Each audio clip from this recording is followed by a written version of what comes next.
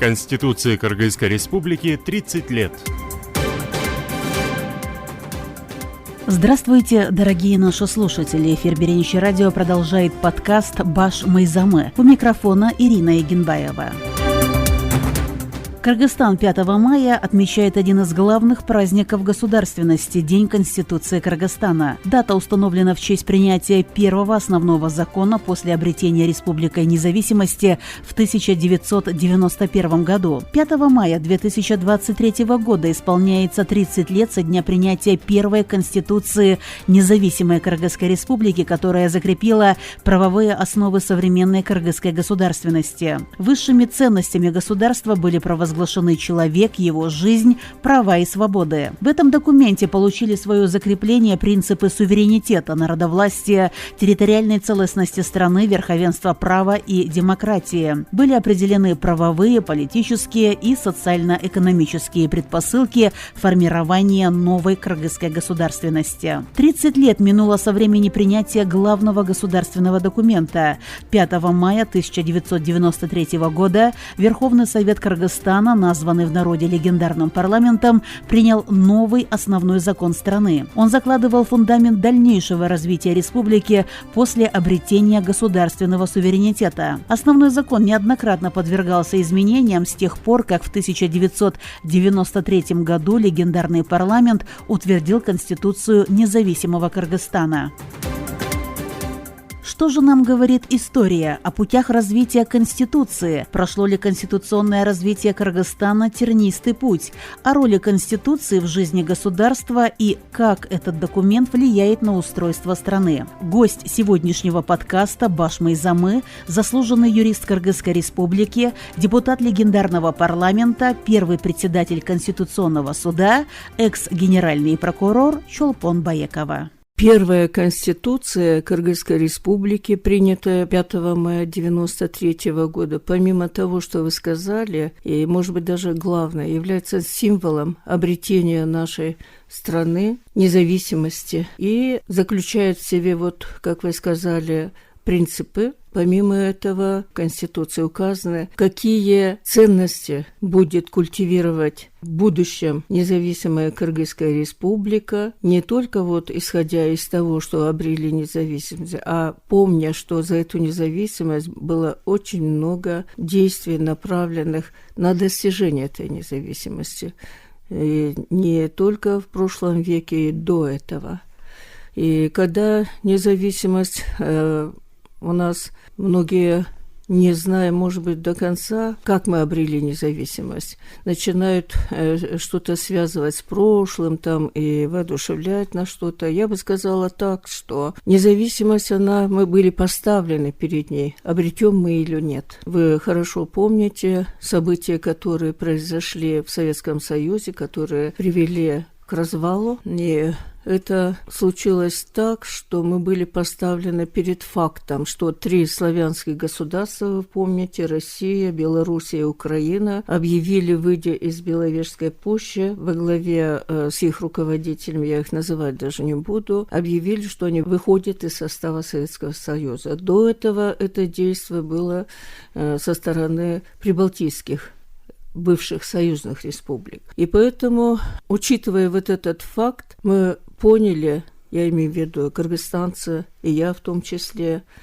может быть, я даже в первую очередь была я тогда в Москве, в командировке. В связи с этими событиями проводилось совещание. Под вопросом мне показалось тогда, как быть дальше.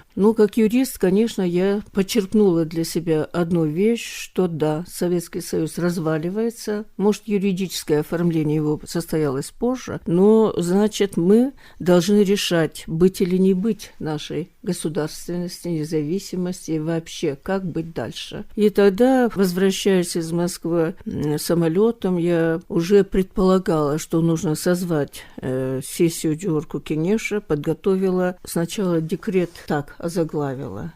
Потом что-то стало похоже на Владимира Ильича Ленина незабвенного. И взяла я это, зачеркнула, написала декларацию все-таки, что мы должны объявить о независимости своей, то есть мы достаточно трезво должны к этому подойти. Будучи в составе Советского Союза, мы экономически, культурно, идеологически во всех отношениях находились в объятиях той жизни, которую мы называем советское прошлое. Так? А на этот момент уже во весь рост встает перед уже кыргызстанцами, перед нашей страной, как быть. И вот здесь вот по приезду Джорку Кенеш состоялся, и мы объявили декларацию о независимости. Почему я осмеливаюсь говорить, что я писала это? Потому что я тогда была членом легендарного парламента, была избрана от трудового коллектива, я не от коммунистической партии. Соперница моя, или как, оппонентом была дама, которая возглавляла школу, и она выдвинута была компартией. Горбачев тогда впервые сделал шаг навстречу демократии, позволив провести альтернативные выборы. Я вот продукт этих альтернативных выборов, пришедший в легендарный парламент. И вот на сессии мы объявили о том, что как обстоят дела в целом в мире и конкретно в Советском Союзе, что случилось, и перед нами какой вопрос. Все согласились, и принята была декларация. Ну а потом уже нужно было решать дальше, объявить только как сейчас вот джарнама объявление есть типа этого. А все смотрят же на нашу сторону, интересно, как они будут жить-то, на что рассчитывают, что хотят. И вот тогда мы объявили, следующая декларация, это о суверенитете была. Но это только объявление о нашем желании. А самый основной документ, который миру говорит и для себя внутри страны, по которому мы должны строить будущее нашей страны, это, конечно, Конституция. И вот многие представляют это, объявляя себя как бы авторами, я писал или кто-то там писал. Это же не письмо признания в любви, допустим, я так иронично скажу, и не роман даже, а это судьба и будущее нашей страны, нашего народа, самое главное. Мы же для народа же это пишем. И здесь, после объявления этих деклараций, создана была Конституционная комиссия, которая должна была работать над написанием Конституции, проекта. Ну и депутатам объявлено на местах, когда будете встречаться, ведите разговор вот в этих рамках о подготовке Конституции и дайте сведения, чего хочет народ наш, или что хочет наш народ. И тогда, конечно, горячая работа началась, как в аппарате Джорку Кенеш. У нас не было таких прелестей, как сейчас. Вот нажал на кнопку, и весь мир пред тобой. Или хочешь узнать, где какая конституция, и оттуда можно хоть какую-то буковку изъять или перенять. Этого не было. Ручка, чистая бумага. И для сбора сведений начинаем бегать в библиотеке. Библиотекари до сих пор помнят. И меня помощников даже не было, чтобы у депутатов. А я возглавляла комиссию по вопросам законодательства, законности и правопорядка. Так называлось. Сейчас это комитеты у них. В комитетах аппарат. Потом у депутатов, оказывается, помощников не один. Советники всевозможные есть. А тогда вот 1 на 1 с этим мы вышли. Завоевать внимание мира, будем так говорить. Ну и когда комиссия работала сама по себе, мы работаем над тем, я имею в виду, моя комиссия, будем говорить, и аппарат, я в основном с аппаратом работал, сбором всей информации, чего хочет народ. Это письменные встречи депутатов на местах, протоколы, в которых указывается обыкновенным языком, конечно, не правовым. Ну и даже если говорить о том, что если кто-то там писал, то это, наверное, было бы видно, потому что все проходило через нашу комиссию. Без рассмотрения в нашей комиссии, постоянной комиссии по вопросам законодательства и законности, ни один закон, ни один нормативный акт, который принимает Джорку Кенешу, не принимался. И присваивать что-то там, наверное, не следует. Ну и, конечно, там мы все эти замечания, вы знаете, мешками, можно сказать, были с мест. Представьте, 350 депутатов, за каждым из них сколько избирателей, а кто из них как активно принимает участие. Но активность была большая, я скажу. Это, оказывается, я просто не думала, что это станет историей. Я доживу вот до сегодняшнего дня и буду отчитываться перед своим народом через ваши вот эти приглашения о том, как писалась эта Конституция. Можно же было бы тогда, наверное, это... Но аккуратно это все было кодифицировано, систематизировано, я скажу, и передано в аппарат для хранения. Но после тех вещей, которые творились в 2010 году, еще в каком последующие годы, когда нашествия были на самые наши, до 7-го этажа этого Белого дома дошли, многие вещи, оказывается, были утрачены. И сейчас, конечно, это может... Каждый из нас может по-своему интерпретировать. Но поскольку я имею прямое отношение к рождению Конституции, я эти вещи вот говорю уверенно. И в зале была атмосфера свободы обмена мнений на заседании сессии. И те чудеса, которые сейчас в Георгии-Кенеше происходят, это далеки от дебатов, которые должны быть овеяны заботой о будущем нашего народа, о том, какую цель мы должны поставить все вместе и вести свой народ к этой цели, и какие институты будут заниматься государственным управлением. И тогда, как вы правильно сказали, были заложены принципы построения нашего государства демократического. Однозначно было, что мы объявили же об этом в Конституции тоже, или закрепили в Конституции, что Кыргызская республика – это демократическое государство, унитарное государство, независимое государство, я не в том порядке, может, как изложено там, и правовое государство, которое...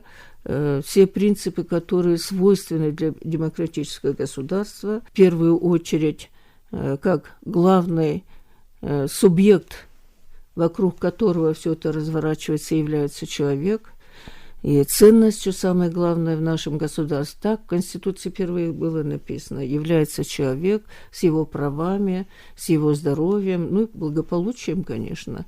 И Конституция должна была решать вопрос, чтобы люди гармонично сочетали в нашем государстве собственное «я», эго, то, что мы называем, и учитывать при этом общие интересы, в котором мы находимся, то есть общественные и государственные интересы. Государство выступает как субъект, который должен создавать именно эти комфортные условия для существования нашего народа. Вот так мы начинали первые шаги. Комиссия закончила работу. Все проекты, которые исходили от лично каждого депутата или замечания, я говорю, то и как и подготовленный проект Конституции комиссией, он рассматривался перед тем, как передать, для того, чтобы его рассматривать публично и согласовывать позиции всех депутатов, чтобы все, убедившись в правильности, голосовали, это все проходило через нашу комиссию. Но потом, когда вынесли на сессию, конечно, были горячие дебаты. Чулпан Турсуновна, вот 2 года назад, 11 апреля 2021 года, в стране прошел референдум по принятию проекта новой редакции Конституции.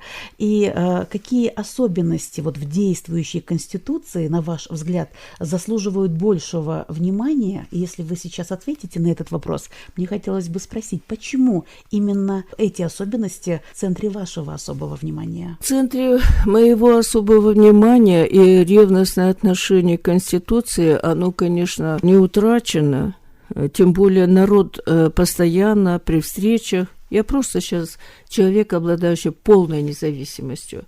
Рамки, которые, можно сказать, заставляли меня быть сдержанной, они остались в кабинетах, в которых я работала, в парламенте. Как закончились мои полномочия. Они закончились на 3-й день после принятия Конституции. 8 августа в Конституцию подписал президент Акаев. Прям публично это было. А 8 августа там прям на сессии. Меня даже никто не спрашивал моего согласия. Вот будет она, давайте проголосуем. И это быстро так произошло, что я сама даже не осознала. Ну, а если с практической точки зрения взять, это был новый абсолютно институт. С чистого листа, можно сказать. Потому что когда я пришла, чтобы понять, что делали предшественники советского периода, при Горбачеве конституционный надзор был учрежден. И там сидели такие наши соотечественники, как Лемешенко, Телекеев, Шашиналиев, и не по одному дню, годами. И я в своем понимании, я думала, что там что-то делалось. И когда претендовала на то, чтобы мне передать то, что сделано моими предшественниками, ничего мне не передали. И была у меня в руках Конституция, без никаких даже документов, законов о Конституционном суде. Это одно. Второе, без здания, без бюджета. Я приходила получать зарплату в бухгалтерии Белого дома.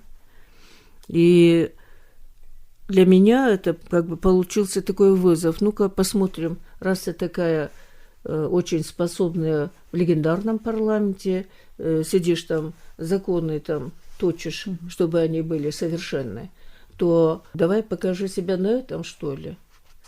И пришлось начинать вот с чистого листа. А сколько препятствий было по утверждению бюджета, принятие законов, там нужно же постатейно все это, и не только что такое Конституционный суд, на что он правомочен, а правомочия были расписаны прямо в Конституции первой. И пришлось искать здание, которое незаконно было, абсолютно без всяких оснований, было занято Внешэкономбанком, тогда возглавлял Нанаев. И я пришла туда. Почему меня притянуло к этому зданию? Это было здание Генеральной прокуратуры, когда я начинала первые шаги в самой Генеральной прокуратуре. Зашла, ознакомилась. Я помнила, что это был занесен как памятник архитектуры в силу вот того фронтона, фриза фронтона, который внешний. Если вы будете проходить, можете обратить внимание, до сих пор есть 15 знамен, герб Советского Союза, и под гербом прям развернутая книга такая была, и там написано было «Конституция – основной закон СССР». И когда я подошла, увидела, там это даже соскребли вот это вот. Сейчас я видела новую запись на кыргызском языке, что Конституция – основной закон. И зашла вовнутрь, здрасте, познакомилась с обитателями. Они мне не могли показать ничего. Пришла в горсполком, тогда еще мэрии не был, горсполком же назывался. Там тоже нет никаких распоряжений по поводу того, что Внешэкономбанк нашей республики должен там обитать. Ну, пришлось доказывать, вплоть до Акаева зайти, первого президента, и сказать, а по какому праву это. Он мне пытался объяснить, что это здание, мол, имеет решающее значение в наших взаимоотношениях с внешним миром, потому что это называется Внешэкономбанк. Я тогда, конечно, резко сказала, говорю, знаете, деньги можете считать в подвале. А Конституционный суд – это один из значимых институтов демократии.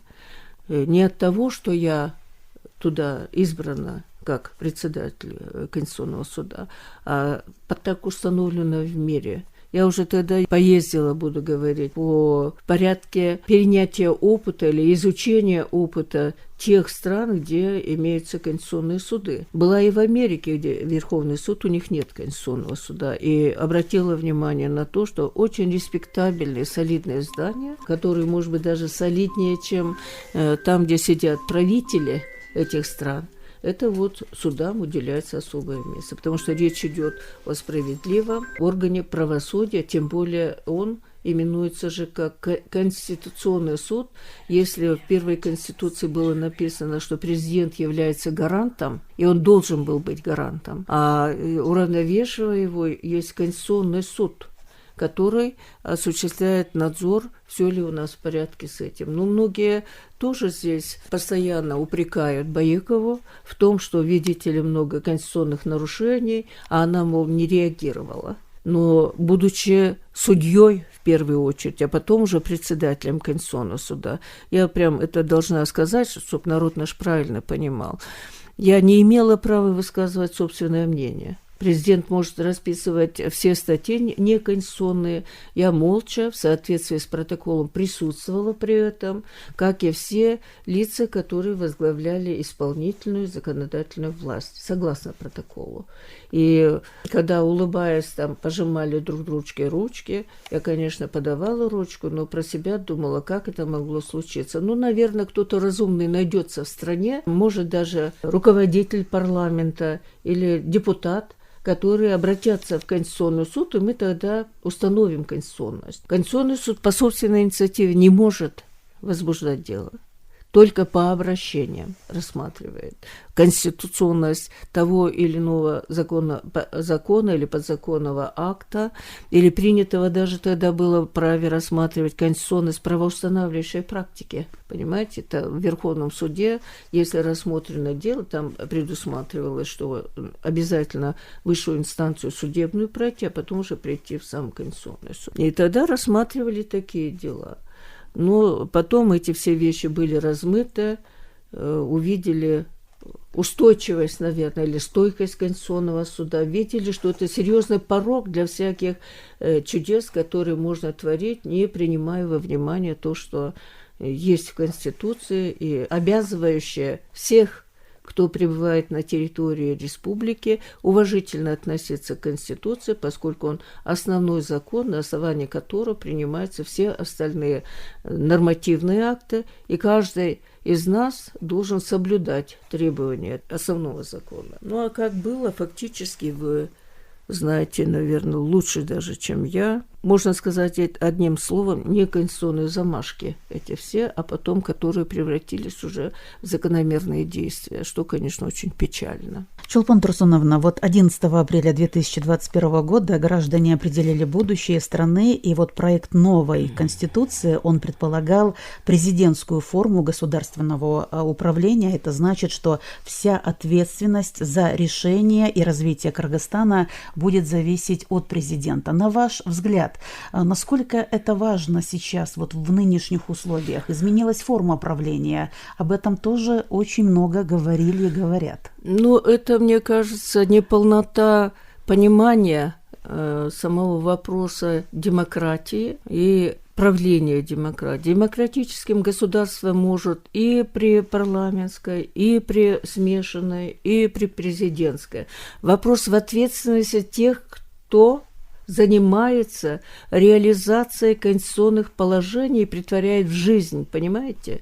А безответственное отношение сейчас у нас полным расцветом же. Не только пахнет, а дышит в нас. Я сейчас общаюсь с нашим обществом или с нашими соотечественниками, рядовыми вместе, созерцая все, что исходит от средств массовой информации, радио, телевидение, письменные наши, все эти печатные наши средства массовой информации.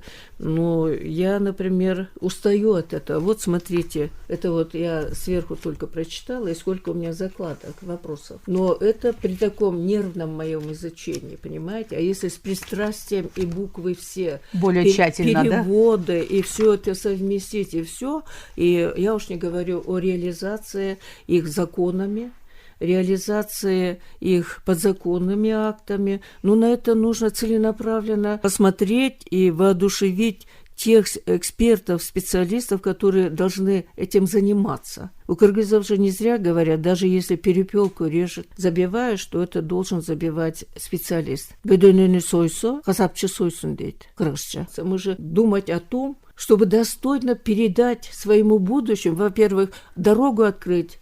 Будущее – это ж наши дети, молодежи. Своим примером, своим отношением воодушевить их на то, чтобы их вести это в будущее. Ну, нужно же довести до детского разума, к чему идем. Молодежи нужно тоже же это почтение к старикам, уважение к старшему, к учителю безмерное почтение же должно быть. Чулпан Турсуновна, и последнее. Основной целью развития кыргызстанского общества остается построение свободного и независимого демократического государства. И в стране высшими ценностями объявлены что? Это жизнь, здоровье, права и свобода человека. Сам человек, да. Как вообще Конституция способствует развитию общества? Может быть, есть у вас какие-то особые, я уж не знаю, рекомендации, особое мнение по этому поводу? Конституция – это не просто закон. Вот в соответствии с Конституцией построено государство. Зачем Конституция нужна? Там установлены правила. Это вот, допустим, вы получили земельный участок, собираетесь строить дом. Естественно, вы идете к архитектору, потому что он специалист в этом также. Поэтому, если фундамент и архитектурная задача будет выполнена неправильно, то это здание навряд ли обретет устойчивость. Это вот нужно понимать так. И мне кажется, сегодня не нужно увлекаться всякими упреками, что были это много изменений в Конституцию. Потому что в качестве вот блистательного примера приводят Соединенные Штаты Америки. Вот Америка, да, манда, и поехали. Но дело в том, что мы унитарное государство. Соединенные Штаты...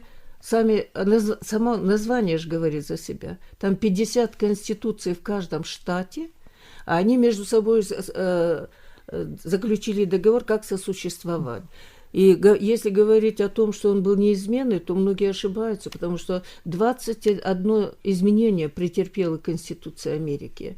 И ориентироваться на нее мы абсолютно не нужно. Нам нужно свою демократию строить же. От предков доставшиеся взаимоотношения, их нужно просто-напросто обрамить в те положения, в законе, в Конституции, чтобы мы следовали им.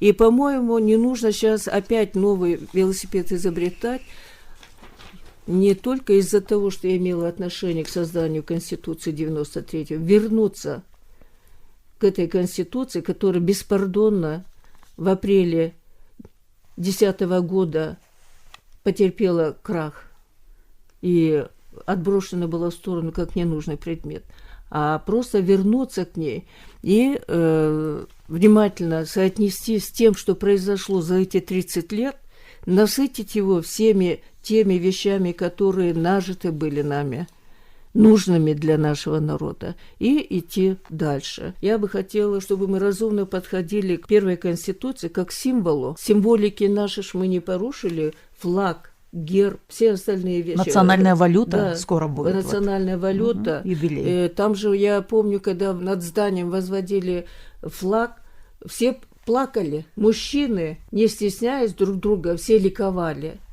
Я помню, как Тулигон Касымбеков, Бобулов, там они очень такие, как вам сказать, очень активные были, радовались. Не было, наверное, тех, кто был равнодушен. Все вышли, окружили этот Белый дом, я помню, возносили этот флаг. И вот такие волнительные. А когда сама Конституция в себе содержит эти символы, почему она не может быть символом? Она есть и символ обретения независимости. И имеет право полное быть символом, и к ней вернуться, мне кажется, нужно насытить ее новыми идеями, дополнить, раз уж раздражают нас вещи, которые, винят Конституцию, и поднять, самое главное, ответственность каждого из нас. Правовое государство – это же государство, в котором вершится право. Закон есть, все подчиняются беспрекословно, начиная от президента и кончая всеми гражданами, которые обитают независимо на территории нашей, независимо от занимаемой должности, национальности, цвета кожи, лица и волос, там, и т.д. и т.п. Чолпон Турсуновна, спасибо вам огромное за сегодняшнюю встречу. Самое главное, любой гражданин наверняка должен осознавать, что без основного закона страны, без Конституции не может быть суверенного государства. Это одно, но не может быть гражданином этого государства, который должен ответственно подходить, каждый из нас и вместе, за судьбу своего народа и наше государство. Никто не вправе вмешиваться в наши выборы и предпочтения народа. На этом подкаст «Баш Майзамы» подошел к концу. Напомню, что сегодня в подкасте принимала участие заслуженный юрист Кыргызской республики, депутат легендарного парламента, первый председатель Конституционного суда, экс-генеральный прокурор Чолпон Баекова. Дорогие наши слушатели, оставайтесь на волне Беренчи радио и, как всегда, до встречи. Конституции Кыргызской республики 30 лет.